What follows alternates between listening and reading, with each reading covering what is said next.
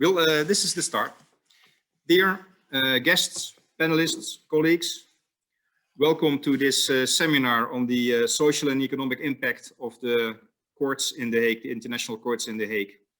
It's good to see so many of you joining us for this workshop and webinar. My name is Wim Jansen. I am the Director for International Affairs at the City of The Hague. The responsibility of my directorate is to stimulate all the parties in The Hague that together form our ecosystem for peace and justice. And in this week, we are responsible, together with the Humanity Hub, our partner, for organizing a week of workshops and a reception on Thursday to connect with each other and to celebrate the ecosystem of peace and justice. It's good to see so many of you here, and of course it's an interesting topic. Now, the idea for this workshop came up when I was discussing the book that Maurits Barendrecht wrote, one of our panelists. And I was discussing the book with Saskia Bruines, our deputy mayor. Not so long before that, we had worked together with Erik de Baedts at the Carnegie Foundation to finance a study which was made by Cees van Ommeren and his people about the social and economic impact of the courts. And the two books studies seem to contradict each other. In a period when Corona means that international justice and access to justice are becoming more important, Maurits seems to stress that we are fighting this war with ammunition and means from the 19th century. We had hoped that today we can discuss this issue with you. We have asked, apart from the people I already mentioned, Maurits, Cees and Erik, Willem van Nieuwkerk from CILC to join us as an objective observer so that he can comment on the other three. What we will do is have 4 introductions from the people I just mentioned. They will introduce themselves shortly, a little bit more elaborate than I just did, and give their view on what the social and economic impact is of the international courts in The Hague. And then I will give the floor also to the public. The only way in which you can engage is by using the chat function to ask us questions, and we will then present them to the panel. But obviously the panel can also comment on each other's introductions. I will certainly allow for the people at the Ministry of Foreign Affairs who share the responsibility with us in the City Hall for this City of Peace and Justice to comment. I think Maurits is available for that. But without losing more time, I want to first ask Maurits Barendrecht to kick off the debate and present the thesis of his book on the declining social impact of international justice institutions. Maurits, can I give you the floor? Yes, Wim, thank you very much. This is the book I will talk about, Het Papieren Paleis, the Paper Palace. The book starts with a conversation at the entrance of the Peace Palace. A huge iron fence, you've probably been there, the gardens, and far behind it, the palace. My co-author Maurits Barendrecht and myself, we are both born and raised in The Hague. It's very much our city, are approached by a German couple. The man asks us for guidance.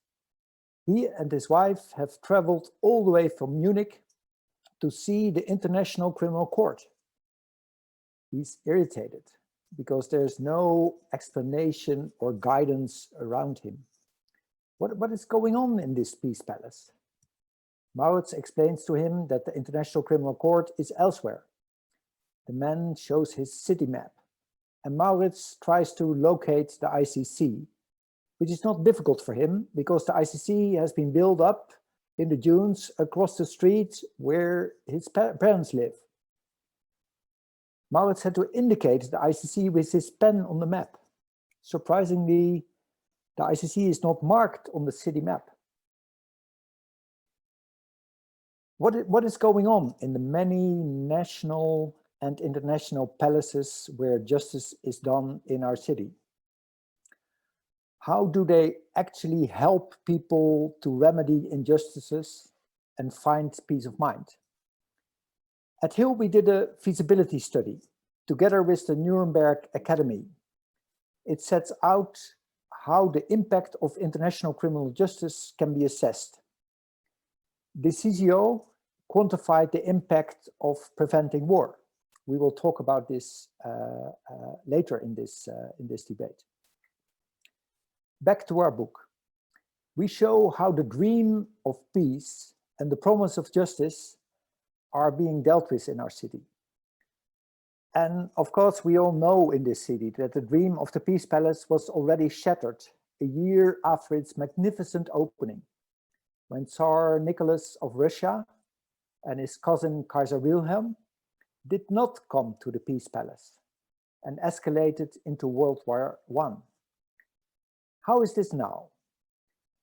The Peace Palace certainly prevented some wars.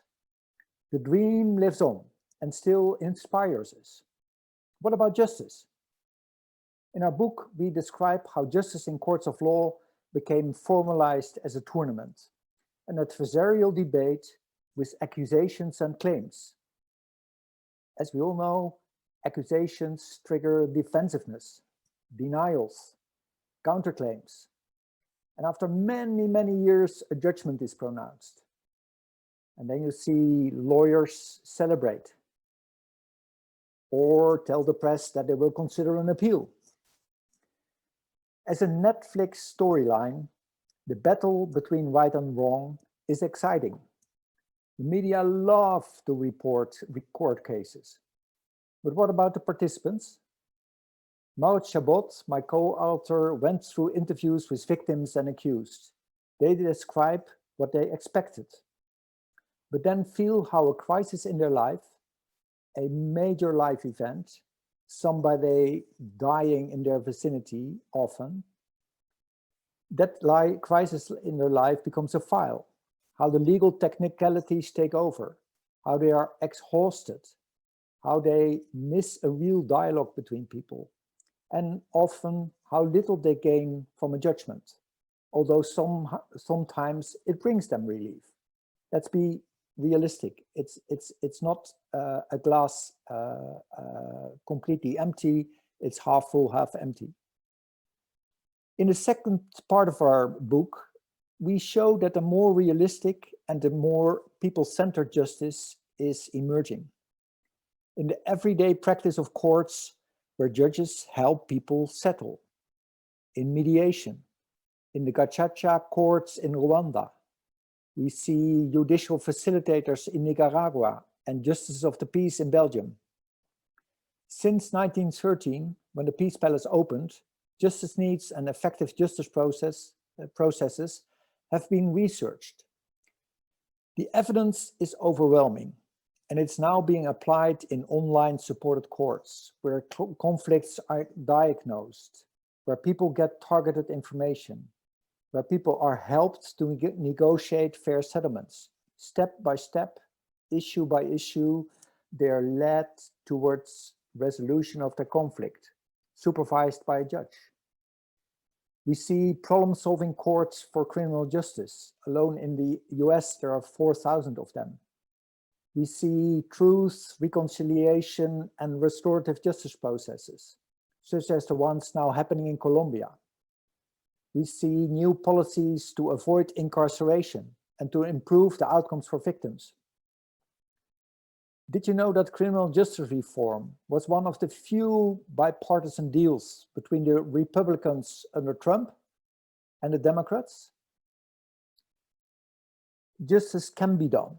We learned how to do it through listening, by respecting people, by answering questions about what happened, by recognizing harm done, by taking responsibility, by understanding anger, by removing fear, and by sharing burdens. We also need limited forms of retribution. Some people will still have to go to jail, but we will mostly benefit from restore many forms of harmony. That's how justice and peace are increasingly linked. You see that in many international reports and documents now. The third and final part of our book explores how people-centered justice can be implemented. by rigorously researching what works instead of leaving justice to party politics. We show how human-centered design could be applied in the processes in The Hague's justice palaces. The palaces look nice, but if you look inside, the procedures seem to be broken. And this is a real opportunity. Very little has been invested in better procedures. If every justice institution in our city would spend a normal 3% of revenues on research and development, enormous gains would be possible. If we would implement innovations in justice in the same way as we develop and roll out COVID vaccines, the world would become a much better place. For the city of The Hague, our book implies a strategic question. Do we let our justice palaces be symbols of the past? Then please improve the tourist experience. Or do we take our mission really very seriously? When we finished the book, we sensed how the dream of peace and the promise of justice can be combined. We only have to make it work, step by step, with the same determination that brought us these palaces of bricks and mortar. This world needs a lot of peace and a lot of justice. What can really stop us investing in this beautiful city of peace and justice? Thank you.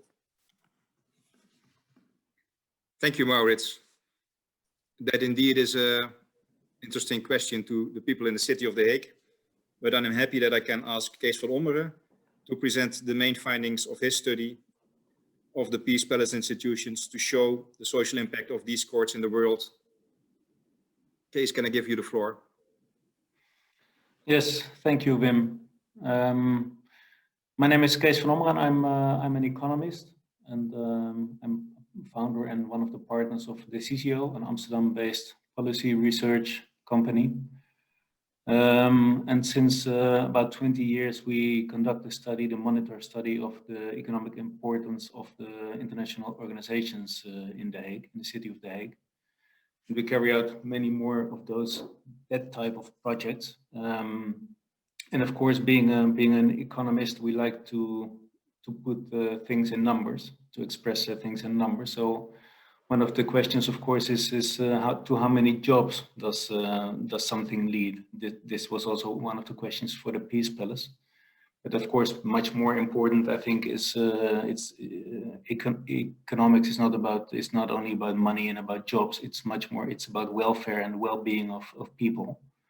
And of course, the main contribution of the institution of the Peace Palace to the world is about justice and about happiness and about well-being of all people in the world. Well, the people who are concerned. So what we did in the study is well, first of all, the Peace Palace. There's of course the ICJ and the PCA established in the Peace Palace, but there's also the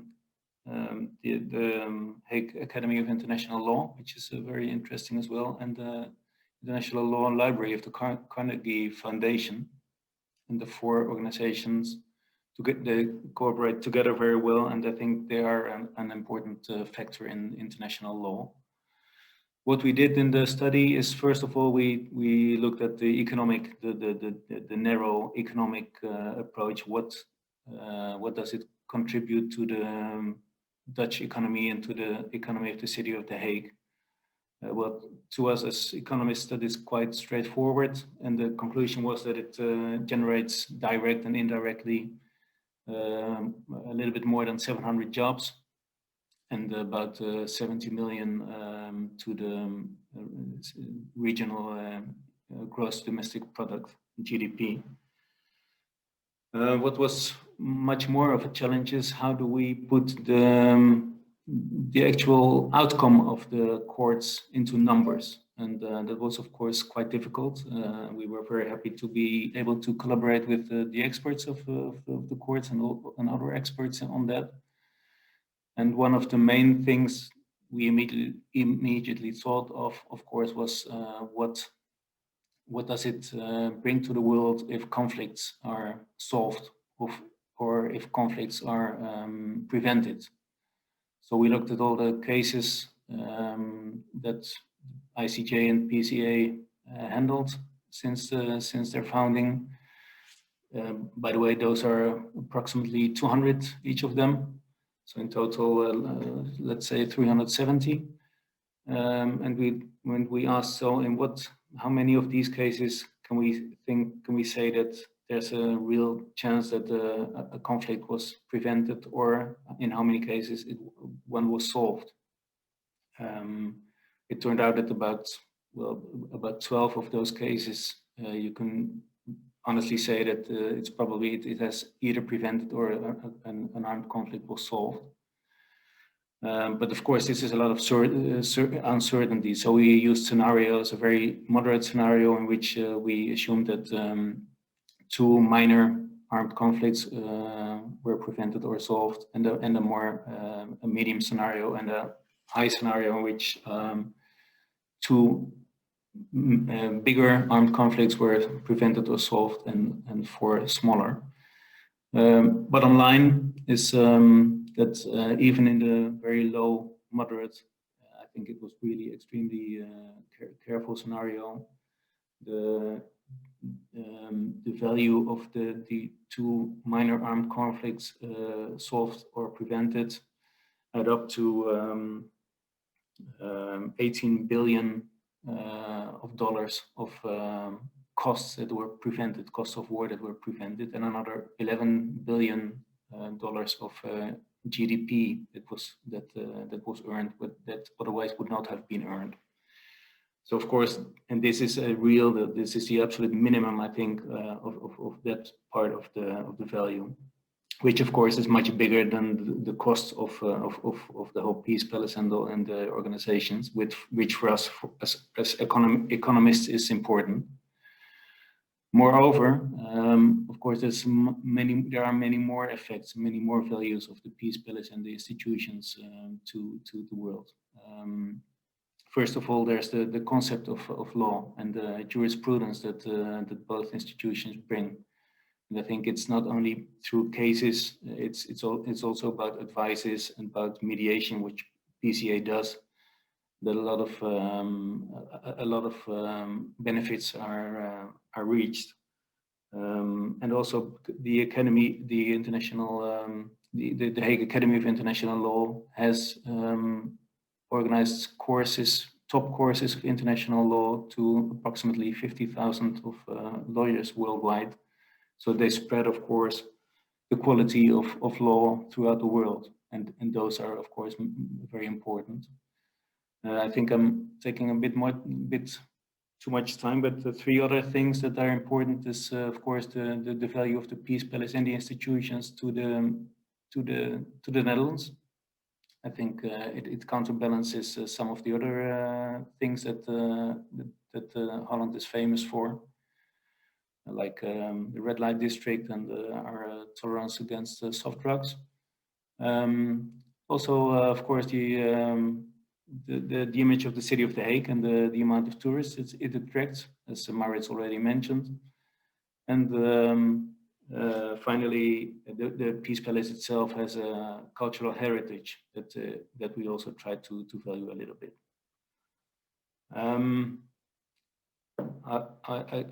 Sorry for exceeding my time, Wim, but I think I'll just stop by this. 5 minutes is really not so much for an interesting story. Thank you. Erik, the Baedts is the guardian of the Peace Palace and its institutions. Erik, I'd like to ask you to reflect on the stories you've heard, especially Maurits' thesis is that a lot more can happen than we do actually at the moment. Maybe you have some forward-looking remarks to make on the impact of the institutions that you host.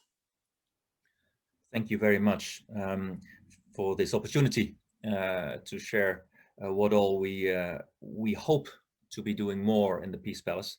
But let me share that while reading this interesting book of Maurits, I somehow recognized the first chapter with some skepticism, but I didn't recognize some of the conclusions there because I think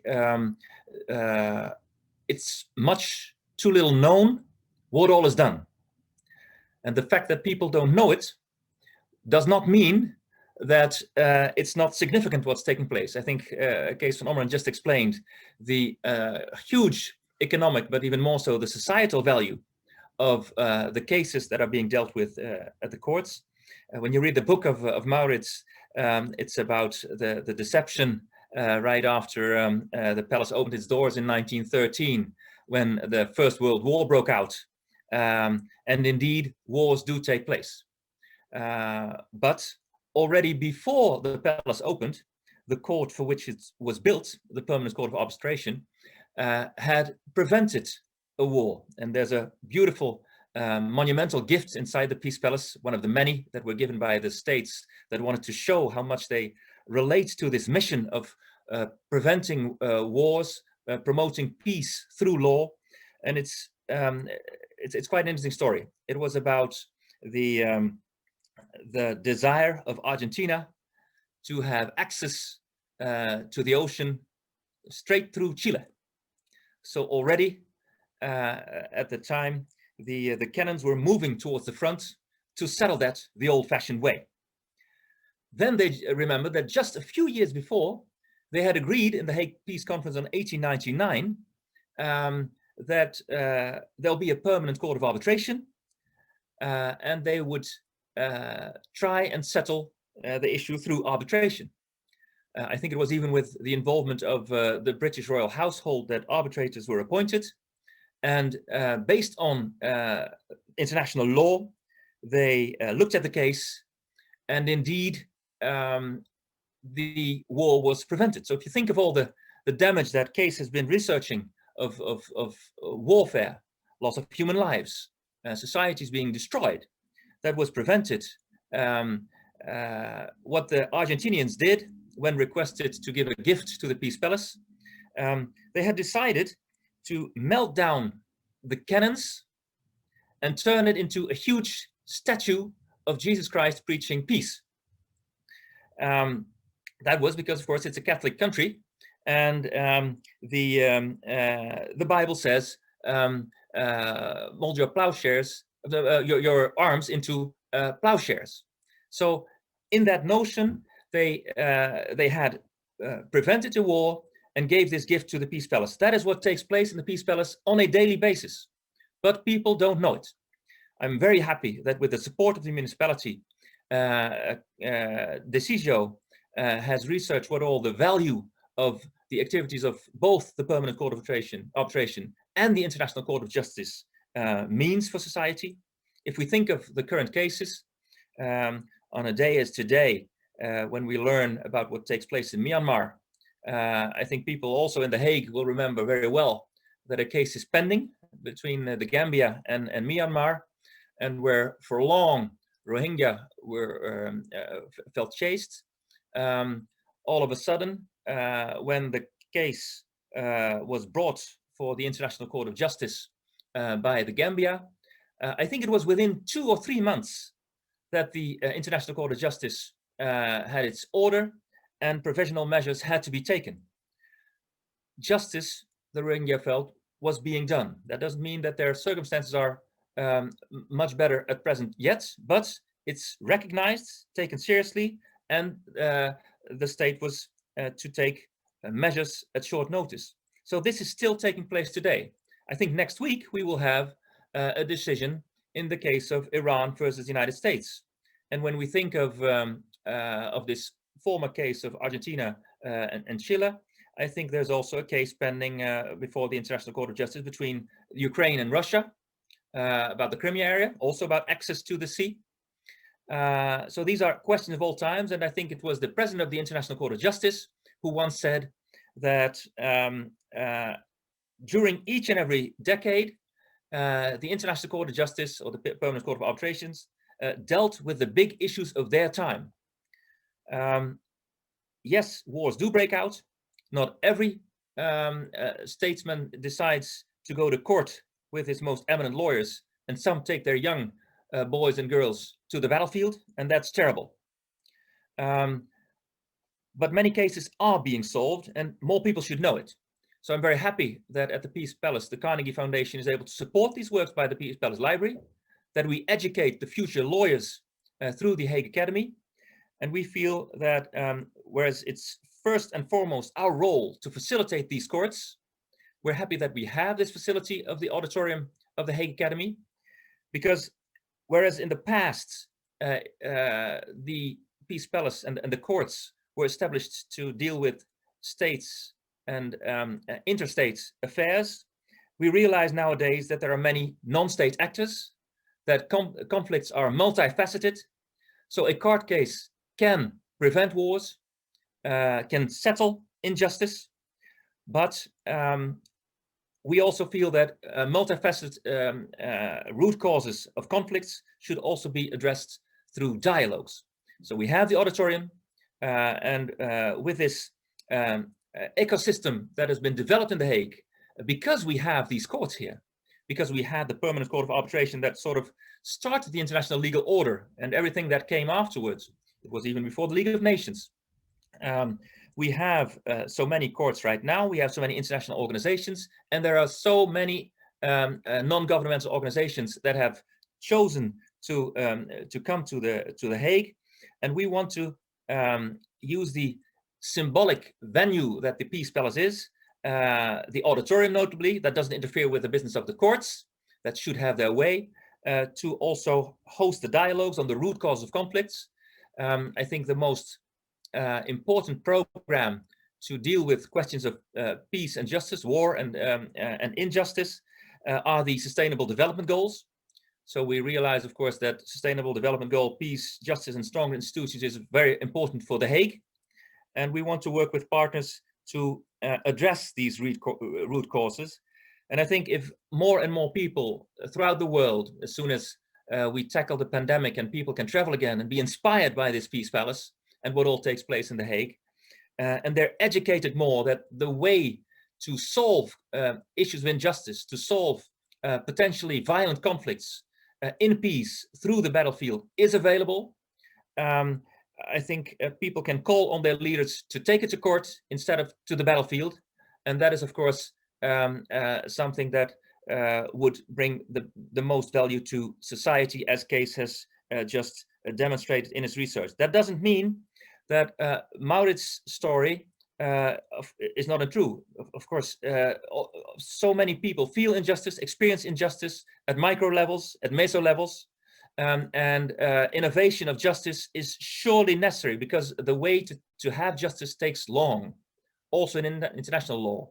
But the fact that we have these courts, that they can be used to settle things, to settle cases early, I think that is of utmost importance, and more people should know it. And we hope to spread that message of hope that comes from The Hague. Thank you very much. Thank you, Erik. We're going to turn to Willem van Nieuwkerk as the final member of the panel, and he will close the panel before we move to the public. He was invited as an objective observer of these discussions, and he can reflect on his own work in CILC. Please, Willem, explain what you are doing, but also on the possibilities for greater impact by the parties that work within our ecosystem of peace and justice in The Hague. Willem, can I give you the floor? You should unmute though.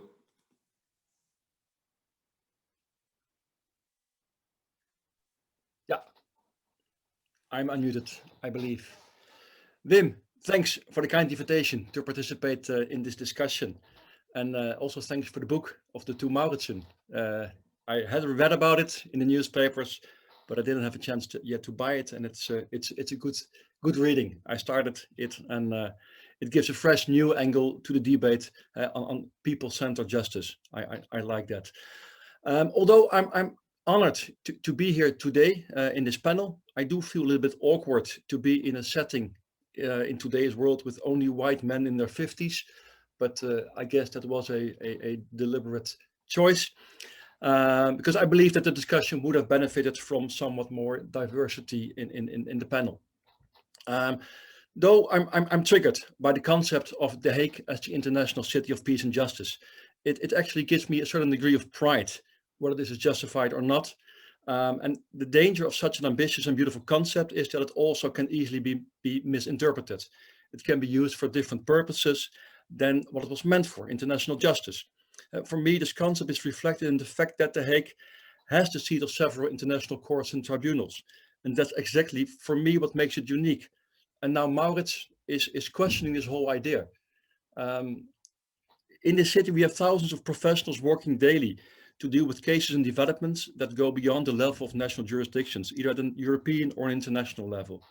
And that's how The Hague differentiates itself from other cities in the world. And I agree that change is needed, but I still strongly believe in the power and the impact of these international courts and tribunals. I reckon that they need to work on promoting what they do, what they achieve, but they also must do more self-reflection. As for a discussion about your book, Maurits, at first I thought perhaps there's a need for another composition of this panel. It would be more suitable perhaps to ask representatives of the formal justice here from the Netherlands. I could imagine Henk Navis as the president of the Council for the Judiciary, or Minister for Legal Protection, Sander Dekker. But now I've listened to your introduction, I do see a role for myself. I also, in a way, felt associated to those formal justices, as we, as an organization, we act on behalf of the Dutch public justice actors. So also the Council and the Ministry of Justice included. CILC is an organization that facilitates an exchange of experiences between professionals from the Dutch legal sector and their peers in other countries. We are not promoting the Dutch legal system. We simply offer partners Dutch expertise, insights, good practices, and also our failures. In our experiences, several countries in and outside the EU, they like actually to draw from or be inspired by the Dutch when designing or developing their own systems. They're certainly not copying. From the many professionals I talk to, whether it be Dutch or international, I don't get the impression that justice is all about a legal battlefield for them. Of course, people, institutions, and companies still go to court to seek justice. But on the other hand, in most countries we work in as CILC, society is asking for new forms of problem solving. People don't accept non-functioning justice systems. They simply cannot resolve their disputes and does not protect their rights. Personally, I have trust in societies, in communities, and in people that time after time they find the strength from within and sometimes with the support from others to seek change. Mediation and alternative dispute resolutions are an element of several of CILC's partnerships, including experiments such as the community courts, business arbitration, human rights, or even the mobile judge, de rijdende rechter, also known in Dutch. We cannot experiment enough with these alternative forms for justice seekers. Ultimately, the fewer cases in court, the better it is, above all for the courts themselves. Maurits, you acknowledge in your book that several experiments are underway, and I think your main concern is that these experiments hardly ever go beyond the pilot stage. And I think there you certainly have a point. We should look for ways that successful experiments are more and better embedded in national justice systems, and that they're also shared as good practices with other countries, with other systems. In this respect, we should not forget what was mentioned also by Erik. What is the impact of decisions of international courts and tribunals from The Hague on local courts, and more importantly, on people and communities? Indeed, Maurits, the organization of justice in the country is not an easy nut to crack, and certainly not everyone is as open to innovation as you are, and HiiL is. In fact, innovation should, I think, be a compulsory course in any law studies nowadays, and legal professionals should be open to insights from other disciplines than the law only. COVID-19, and forgive me that I perhaps say this, is in a way a blessing in disguise for court innovation. All societies had to shift from offline to online. No one could really escape this. And I wouldn't claim that in 1 year time, the justice systems were completely changed, but I do believe that we all come to realize that change is needed. And I believe that the sense for change has never been so beneficial as it is today. Societies demand this, and judges, prosecutors, and lawyers should be open to changing the status quo. And therefore, I completely agree with you to promote the idea of reserving innovation in national budgets, but also in the budget of international projects from donors like the EU and the Dutch government, the Ministry of Foreign Affairs. It's true that in our project, in CILC's international cooperation projects, we often feel constrained by old ways of thinking. there is really a need and a moment for change now. However, I don't believe in a one-size-fits-all model that it can be applied where there's so much diversity among legal cultures and systems. Bottom-up approaches promote these individualities to ensure tailor-made and effective local solutions. I do find also, like Erik mentioned, a refuge in the SDG 16. SDG 16 asks for the promotion of peaceful and inclusive societies through providing access to justice for all through effective, accountable and inclusive institutions. And for me, institutions can also mean informal justice actors, governments, justices, civil society, communities, new partnership with startups, think tanks, universities, and individual creative minds from all sectors must work together to strive for more justice, for better access to justice, to combat corruption, and provide the conditions for inclusive participation. Given this, I still believe that first and foremost, we need accountable justice institutions that can deliver basic services in an open and transparent manner to people and communities. And we all know that even the world's greatest democracies face major challenges in their justice systems, that also in these countries, conflicts remain unresolved and people don't get the legal protection they need because they don't get access to justice. I would therefore like to advocate to promote more a worldwide acceleration of experimenting with alternative forms of justice, especially with ones outside the traditional lines of thinking. This approach follows learning by sharing, and for this we need a global database on good practices, including also the lessons learned from the big failures. In my perspective, it's not on the formal justice partners or international organizations to take the lead on this. To get maximum creativity, this should be managed by an international initiative, such as perhaps the World Justice Forum. Innovation shouldn't be centralized in one place. Innovation works when it comes from all over the world. The UN, the EU, the international courts, the city of The Hague should all be working on it. But more importantly, countries, communities, and people should engage. It's all about sharing, sharing, sharing. Thank you very much. Thank you, Willem, for this alternative view. And I understand very well that you also share Maurits's wish to innovate and experiment while acknowledging that a lot of interesting things already happen also here in this city of peace and justice. I want to remind everybody in the audience, there's some 60 of you, that you can ask questions in the chat. And some of them are already coming in. I even saw Cees already replying to some of the questions in the chat.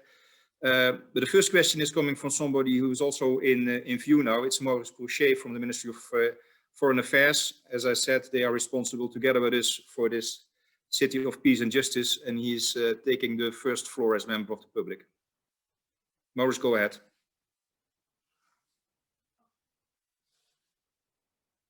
And you unmute. Okay. Can you hear me now? Okay. Thank you so much, Wim, for this opportunity. I'm not in this session in a role of panelist, but I'm happy to give a general comment on the Dutch host country policy. Referring to the previous speaker, yes, I am a man in the 50s, 50 years of age, but I'm not white. So there is some diversity. Anyway, the Netherlands is a proud host to 38 intergovernmental organizations, and 24 of them, of the 38, are located in The Hague. So it's evident that the Netherlands government, that the Dutch government has a close cooperation with the municipality of The Hague in facilitating these organizations that are located here. The first question you could ask is why is the presence of international organizations so important to the Dutch government? Well, the answer to that question is very simple.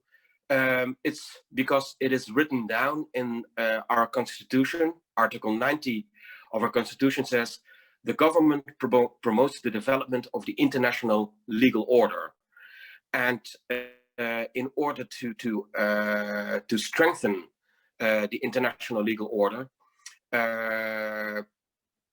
we believe that multilateral organizations, intergovernmental organizations, but also NGOs, play an important role. Of course, the rule of law and independent judiciary form the very basis of a democracy. But I take the liberty of quoting our Minister for Foreign Trade and Development Cooperation, Ms. Sigrid Kaag. A mature democracy needs more than a fair electoral processes. It needs checks and balances, separation of powers, strong institutions, rule of law, and independent courts that are accessible to everyone and render justice to all. The realization that nobody should be above the law, not even governments, especially not governments. So this is a content-based illustration of the importance that the Netherlands government attaches to the presence of international organizations. And we are therefore proud that we host so many international legal organizations that uphold these values. Why the cooperation with the municipality of The Hague? I think it's evident. It's in order to enable the international organizations, the legal institutions in The Hague, that they can do their work independently and safely. And therefore, we thank the municipality of The Hague for this very good and substantial cooperation. And if you're okay with it, Wim, I would like to leave it for now.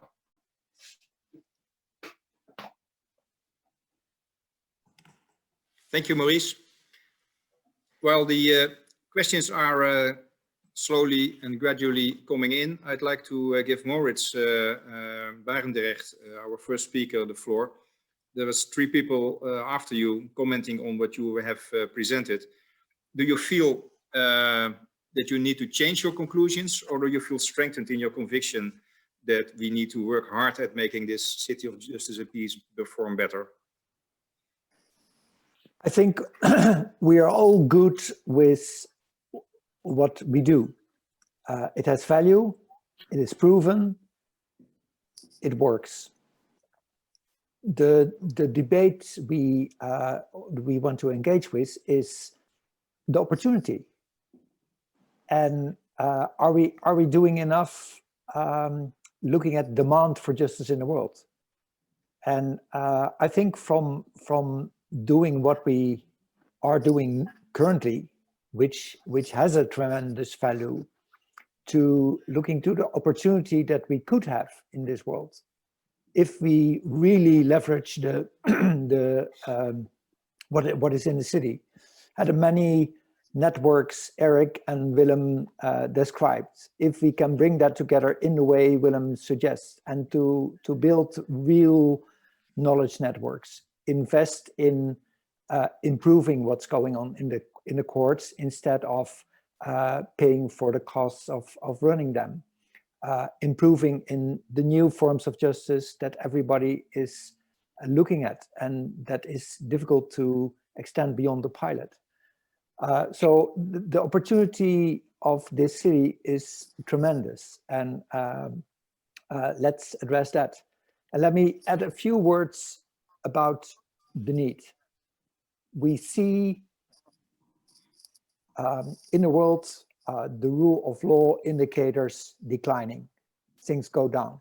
The satisfaction with justice as it is delivered by courts, by the courts that the highest courts in the world that we are kind of responsible for, the satisfaction with what comes out of it is not optimal. There is a need for very strong peace and justice institutions in the world. This is the city everybody looks for.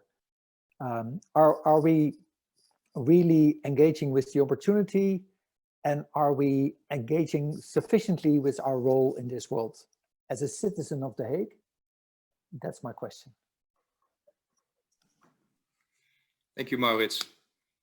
Before I turn to the questions in the public, Erik, Willem, Cees, you may not all be citizens of The Hague, but you are talking on behalf of institutions in The Hague. Do you feel that the institutions that you represent can take up this challenge? I think Willem already answered this for CILC, but Erik, do you think that Carnegie Foundation or Peace Palace could be the host of this innovation and function of a think tank and investment in a much better functioning system of international justice? Let me first share that since I was privileged to hold this office, I am a proud citizen of The Hague, and I've become prouder the more I got to know the many institutions that are based here promoting justice. And I feel a responsibility as a foundation with this unique venue that we have to try and play an active role to facilitate events, bringing parties together. Because of course we need to innovate. I mentioned this Sustainable Development Goal. There are surely some impediments as to the proper functioning, the effective allocation of justice, not just in courts, but also in the other principal organs of the United Nations. I mean, if you think of some of the big questions in our times that jump the eye, many people in the street, no matter where around the world, they will feel some disappointment as to the vetoes that are being applied in the Security Council. What can be done? What can the General Assembly do to make sure that decision making can be more effective? But also, I'm very happy that the events HiiL hosts, where they bring people together to exchange practices, inspiring practices to innovate justice, that we can host them at the Peace Palace. And in fact, we would want to do more. We only have limited staff, especially now in the circumstances under COVID. So maybe we should be more agile in terms of facilitating virtual events like we do now. Also with the Peace Palace as a virtual venue. But for sure, we would want to use this auditorium as a place where, with the many NGOs, with philanthropies who are also active promoting justice, and with the international organization we have, to explore new ways of promoting justice, innovation, and sustainable development on all the elements of social justice that have an impact. It's often said here in The Hague that peace and justice are two sides of the same coin. So if we can advance the dialogue on social injustices, I'm sure we play a long-term role in promoting a basis for lasting peace. And what all we can do to partner with many institutions, we gladly will. But is conferencing enough? Good question. Surely not. We realize that. I mean, I was in the United States one day, promoting the mission of the Peace Palace and seeking for partners. I was in the Amtrak and sitting next to a lady. She opened up her laptop, peace and conflict studies. So we had a conversation. She didn't know about the Peace Palace, so I was happy to tell a bit more. She then asked me, what is it you do, and how many are you? And then she reflected after I explained a little bit and said, so you want to work on world peace and you're 50-person staff? Well, good luck. So no, conference is not enough, but partnering surely is needed. We realize very much that we can only play an active role with this unique venue if we bring parties together, and that is our role. In fact, we don't even have 50-person staff anymore. We only have 40, thanks to the current circumstances. So conferencing is not enough. It's also about the way the interactions are being facilitated. How do we provide active follow-up of ideas that are being explored? How can we turn ideas into pilots and scale up pilots? Those are all discussions that we gladly facilitate with others, but this is the core role that we can play, conferencing. Thank you. Somebody asks whether anybody is in favor of world peace. I think that's not a question that we need to raise now. But Maurits and maybe also Willem, there's a question in relation to what you just said from Rick Torset, and that is what is needed if you want to move experiments to move beyond their initial stage. I think Willem said that we need to embed in the institutions. If Erik only has 40 people, what is required to set the first step and to take care of innovations reaching a much wider public than just the local public and embed them in the judicial institutions, maybe nationally or internationally? I'm also looking to Cees van Ommeren, who as an economist has studied our ecosystem, so maybe he has ideas how to leverage it. But yeah, it is clear that the way of thinking of justice would benefit from a bit more a business perspective. We can look at it as institutions, but it's also organizations who have revenues and costs, and in times of COVID, they have to cut their costs, like has happened in the Peace Palace. We have to think about how we can leverage what is in The Hague through activities that can lead to investments and that can lead to innovations that can really be implemented in places in the world and in the courts in The Hague. What is necessary for implementing innovations in the justice sector? It's thinking about revenue models, and it's thinking about getting rid of old procedures and having ways to replace old procedures by new ones. If you look in the healthcare sector or any other sector covered by Sustainable Development Goals, there are mechanisms whereby new solutions can replace old solutions by independent regulators who quickly assess a vaccine or a new solution and then ensure it's becoming available to the world. That is the kind of innovation processes we should think about in The Hague. I noticed that there was a call for diversity, but we seem to have two economists in the room. I'm also one. Cees, do you take up this challenge? Well, no, but I can say something. I think the legal sector is not the most progressive sector in the Netherlands or throughout the world, I think, and that's it has amazed me. A lot of my family members are lawyers, and they don't know what a PowerPoint is, for example. But I think at the same time things are changing. For example, what in the Netherlands now the order of lawyers. Is that the English term? It's not challenged, so that's you don't have to be a member of the order to defend people. I think that's an important step that can break things open. But in general, I think a lot can be learned from other sectors. That's the easy answer, of course, but I think it's very true, because it is. I think there's a quite conservative culture in the legal sector. That's my perspective from a distance as an economist. Mr. Chairman, as someone with a legal background, I feel an urge to reply. Please do. I think the law is a very powerful driver for societal change. If we think of human rights, if we think of how arrests in the field of women's rights, children's rights, how they can influence society, it can be very, very significant and lasting. And I know that in the legal profession, many people being active pro bono, even working for cases in the field of environment, big environmental issues,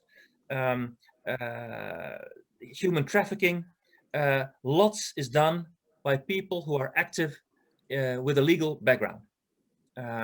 Like in any profession, you have people who try and protect their rights, and you have people who try and use the instruments we have, including the law, to enhance things. And I think that it's important to spread the knowledge of rights that are already available. And may I then once again say that coming from the Peace Palace, we also have the meetings of the Hague Conference on Private International Law.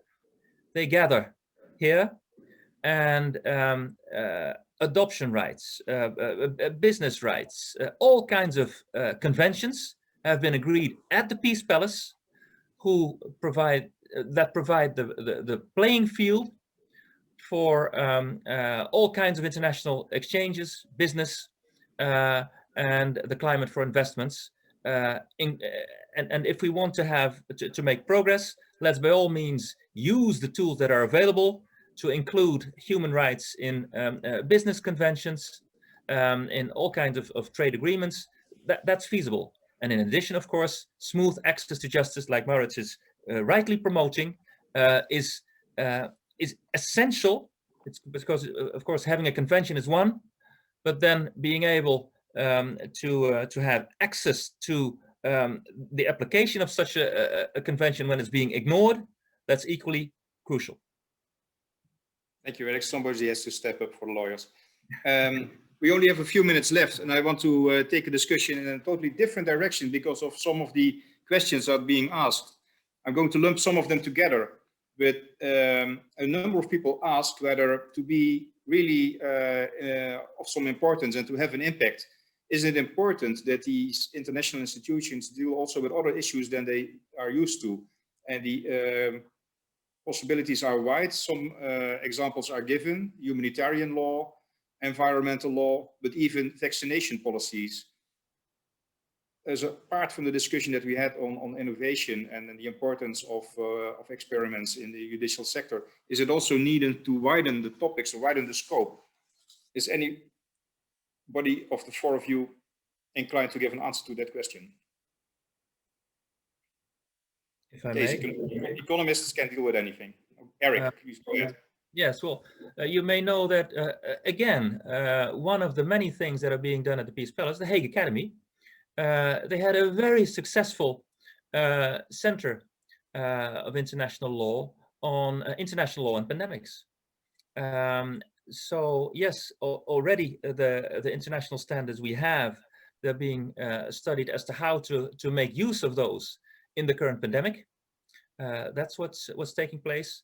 And I felt privileged that even though it was online, last Friday, just 3 days ago, not just the maximum number of 315 that fit in the auditorium in the Peace Palace, but 1,000 young international lawyers finished the online international law courses at the Hague Academy. So we have 3 times more people, young international lawyers, who are able to step up in the various fields of international law. I think one of the great advantages that has taken place in the international community in the last decades is the vast development in international law, be it intellectual property law, be it health law, whatever, what have you. The law of the sea, conventions have developed, jurisprudence has developed so tremendously, also thanks to the work of the courts, that the basis for more sustainable, more healthy practices is available. Now we have to make sure it's known and applied. Okay, thank you. I have to admit that one of the few times that I was lectured to in the Peace Palace concerned the importance of animal rights. So it's certainly not true that new issues are not taken up. I think there's a moment to start a debate and there's a moment to finish a panel, and this is that moment. We are a little over time. Even though in the chat the discussion on another topic that Maurits raised, tourist experience, is kicking off, we need to finish. I don't want to pretend that I can summarize a very rich debate in a few sentences, but I do think that when Maurits said in his second short speech that the glass may be half full or half empty, that all of you acknowledge that a lot of important things already happen, and that indeed international law makes a difference, and the world would be certainly not better without the courts. but there's also an opportunity to improve the functioning of legal systems. And a lot of you, your suggestions had to do with innovation, with experiments, and trying to embed that in the legal system. Maurits took it so far that it also means a different revenue model and investments, talking about leverage and involving more economists in this field. I can only applaud that. I want to end with that. I want to thank the four of you for very interesting introductions, for the opportunity to listen to you while taking the floor and commenting on each other's suggestions. And I hope we can also work together in the future in making this city of peace and justice stimulate an ecosystem that's even better prepared to take up the new challenges. I heard COVID being a blessing today, but also COVID exposing the weaknesses of the system. Let's take up these weaknesses and try to improve them. But thank you very much for your introductions and your comments. I know for sure that if all the other people listening, it's more than 60 of them, were able to applaud lively, there would be a vast amount of noise now, but we have to finish in a little silence. Thank you. Goodbye. Thank you.